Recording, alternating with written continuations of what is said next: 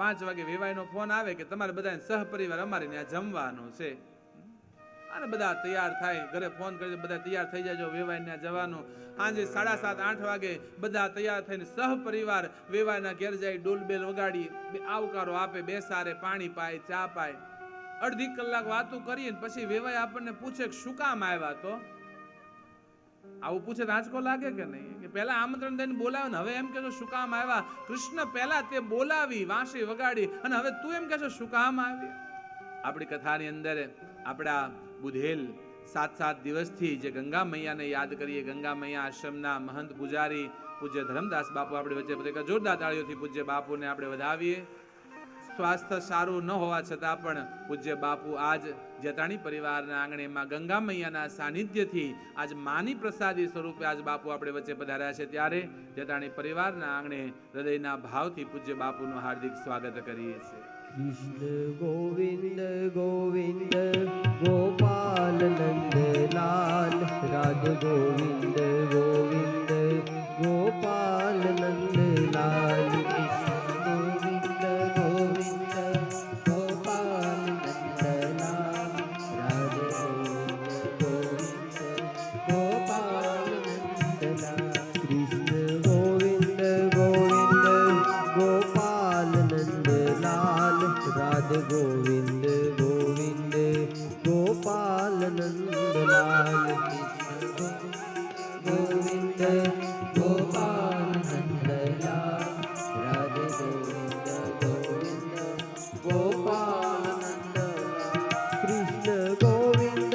ગોવિંદ ગોપાલ નંદલાલ, રાધે ગોવિંદ ગોવિંદ ગોપાલ નંદલાલ, કૃષ્ણ ગોવિંદ ગોવિંદ ગોપાલ નંદલાલ, રાધે ગોવિંદ ગોવિંદ ગોપાલ નંદલાલ, ધર્મદાસ બાપુનું આજ જેતાણી પરિવારના આંગણે હૃદયના ભાવથી વચ્ચે આપણા જે બુધેલ ગામ જેના નામથી પ્રખ્યાત છે એવો આપણો ગંગા મૈયા તીર્થ ક્ષેત્ર અને એમના મહંત પરમ પૂજ્ય ધર્મદાસ બાપુ એ આપણી વચ્ચે જ્યારે ઉપસ્થિત છે ત્યારે દુલાભાઈનો પરિવાર છે એ પોતાનો ભાવ તેમના પ્રત્યે વ્યક્ત કરવા માગે છે અને એમનું પૂજન કરવા માગે છે. તો હું શ્રી દુલાભાઈ, નિલેશભાઈ અને જયેશભાઈને વિનંતી કરું કે આપ સ્ટેજ ઉપર પધારો અને પૂજ્ય બાપુનું પૂજન કરી અને એમનું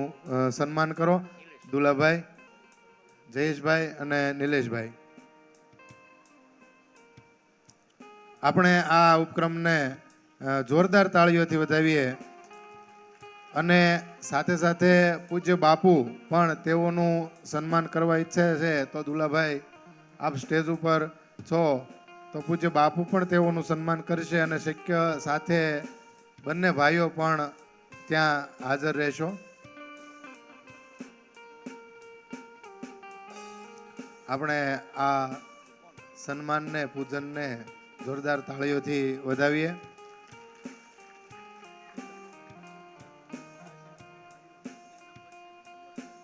અહીંયા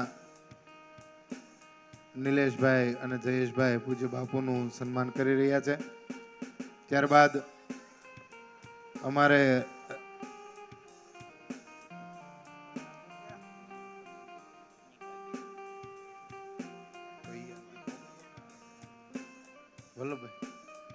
હવે પૂજ્ય બાપુ છે એ દુલાભાઈનું સન્માન કરવા માગે છે.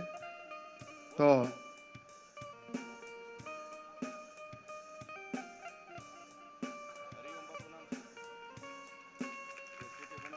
અહીંયા ખૂબ આનંદની ક્ષણ છે કે આ પરિવાર દ્વારા 9,99,999 રૂપિયા ગૌશાળામાં એક શેડ બનાવવા માટે, ભોજન માટેનો આપવામાં આવે છે.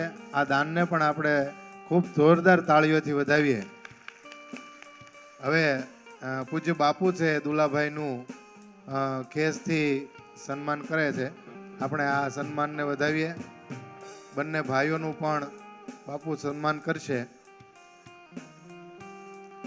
અને આ પરિવાર ઉપર આવા સંતોના આશીર્વાદ કાયમ બન્યા રહે એવી પણ આપણે સંતોના ચરણોમાં પ્રાર્થના કરીએ. આમ તો પૂજ્ય જયદેવ શરણ બાપુના તો એવો આ પરિવાર પ્રીતિપાત્ર છે અને એ કામધેનુ ગૌ મૈયાની સેવાથી એમાં કાંઈ ઘટે જ નહીં એવું કામ અહીંયા થઈ રહ્યું છે. બાપુનો આશીર્વાદ તો એમની સાથે જ હોય.